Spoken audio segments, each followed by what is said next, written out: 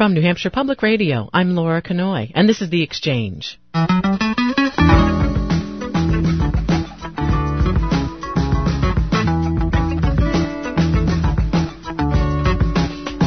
Inside the Beltway, they call our guest today, Ron Paul, Dr. No. Paul is a Republican congressman from Texas and now a GOP presidential candidate. He got his nickname from his record in Congress, voting against many issues he feels violate the U.S. Constitution. That's why he voted no on the original Iraq War authorization, no on the USA Patriot Act, and no to trade agreements like NAFTA. These votes match up with Paul's libertarian philosophy, which extends to his personal life as well.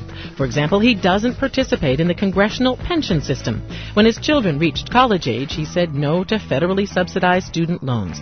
And in his long career as a medical doctor, Paul didn't take part in the government-run Medicare or Medicaid programs, instead offering discounts or free care to his poorest clients. Actions like these and his record in Congress have long endeared Paul to libertarians, and he was their party's presidential nominee back in 1988. But Paul is not a purist. On the social issues where many libertarians have a live free or die philosophy, the congressman is more in line with conservative Republicans on matters of abortion, immigration, and gay rights. It's a unique combination that's winning him attention among conservative pundits, if not yet many voters. A recent Fox News columnist opined that Paul may be the only real Republican running for president. Tonight, Congressman Paul will try to convince New Hampshire Republicans that, indeed, that is true, as he joins 9 others in the GOP debate at St. Anselm College. This morning, the Congressman joins us in the Exchange studios. We'll take your calls to 1-800-892-6477, 1-800-892-NHPR. And Congressman Ron Paul, it's nice to meet you. Thanks for coming in. Thank you. Real nice to be here. Well, the most basic question first, Congressman, why are you running for president? Well, I run to win. That's the purpose of running. But I'm introducing a rather radical idea, and that is that I think we should always obey the Constitution. You know, that's something that I think we have forgotten in Washington, both the executive branch, the judicial branch, as well as the legislative branch. And if we ignore the Constitution, then there's no rule of law, it's rule of men. And I think that's where we've gotten to today. And that's why the government's out of control and we go to war without declarations and the wars never end. The spending never slows up. And I think our country is slipping away. And certainly the Republican Party has slipped away from its conservative traditions. And I think there needs to be a change. And I'm offering that change. Can you elaborate a little bit, Congressman? And you gave me some examples, but every member of Congress would say, well, yes, I'm sworn into office, promising to uphold the Constitution, and that's what I'm doing. So how are they not adhering to those constitutional principles? And I think a lot of them really believe they are. They just interpret it differently, conveniently so. They might take the Interstate Commerce Clause and misconstrue it and say, well, I can regulate anything and everything, and not looking at the history of it and the original intent, where it was originally intended to make sure that there's trade between the states and you could travel between the states and trade barriers were broken down. But the modern interpretation is we can regulate everything and anything that goes between the states, and that's not the proper interpretation. Also, the General Welfare Clause is, general conditions of the country should benefit all of us equally, like freedom and sound money and these different issues. It doesn't mean that it endorses the welfare state, because that's specific welfare for the rich, welfare for bankers, welfare for the military-industrial complex, welfare for foreigners through foreign aid, and yet they sincerely believe, because they've been taught this way. So I think it's a reflection of our educational system over many, many decades that we have now a generation or two of people that have gone to Washington that really don't quite understand the limitation of government power. Our Constitution was written to limit the power and the size of government, and yet the government is very big and very powerful, and Washington controls about everything that we do. How do you feel, Congressman Paul, about the argument that the framers were brilliant in writing this Constitution, making it flexible and open to interpretation so that it could adapt to modern needs? I mean, certainly our country is vastly different and more complicated than it was back when it first got started. Well, it's both a good idea, but a very dangerous one. It's good in the sense that they have provided a way to alter the Constitution. That's amend it. And they want to do it slowly and deliberately, and so the change can be made and adapt to modern modern times.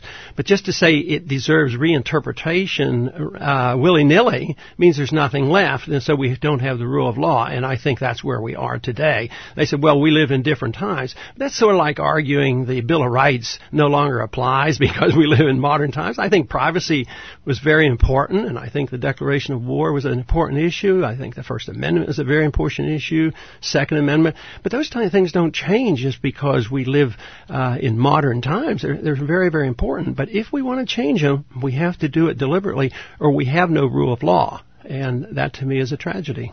And I think this constitutional issue will come up as we continue our conversation this hour when it comes to foreign policy and domestic policy. So I'm going to leave it aside for the moment. But I want to pick up on something you said a bit ago. You said, I'm running to win. Congressman Paul, you don't need me to tell you this. Even among your admirers, there's doubt you can win. A very flattering Fox News columnist said, you're a not terribly powerful congressman who is a pariah in his own party, which also happens to be the minority party, not the ideal presidential dossier. Now, I'm quoting there again from a very flattering column. How do you respond to that you really are in this to shape the positions of the field, but not really to win? Well, the answer is nobody knows the future. Nobody knows what will come of the campaign. We're doing much better than I ever dreamed we would already. So I would say that if we continue on the upswing, things could continue to improve after each debate. We have generated a lot of activity and a lot of interest, a lot of fundraising. So I don't know where these people get this great wisdom where they know exactly what's going to come out in the future. But I also understand reality, and I understand long odds. And quite frankly, I never thought I'd go to Congress, because I thought people wouldn't respond to this message. But the message is a powerful message, and people are starved for it, and they're ready for it, and they're responding already to it. So we don't know. All kinds of conditions could change between now and the real election, the real polling next year. I mean, the war could be worse. The financial situation could be much worse. We could have a financial crisis, and they might be looking for somebody that has some answers. You in Congress have so often been that Dr. No. One of your colleagues said, if every member has voted against it except one, I know that, that was probably Ron. If you're so often in the minority in Congress, and how can you convince a majority of Americans to agree with you? Well, if your colleagues aren't even buying it. Yeah. Well, that's a good point, but I think Washington's about 2 or 3 or 4 years behind the people. People are way ahead of Washington. Just think about the war issue. The people want the war ended, and this is what they're voting for, and they're disgusted with Democrats and Republicans right now. And so there's every reason to believe that the people are much closer to my positions of limited government and getting out of foreign entanglements and bringing our troops home. So just because Washington is not in step with me or the people doesn't mean they're right. The rightness comes from, analysis and understanding and what the people want and looking to the Constitution. And I feel very comfortable with the positions I take. And a moment ago, you mentioned that you were pleased with the way that you're doing so far in this presidential race. And I do want to mention that a very recent ABC News poll puts you right in the middle of the pack of 10, above Tom Tancredo, Tommy Thompson, Duncan Hunter, Sam Brownback, and Jim Gilmore. So you're not at the rock bottom anyway. We're moving up.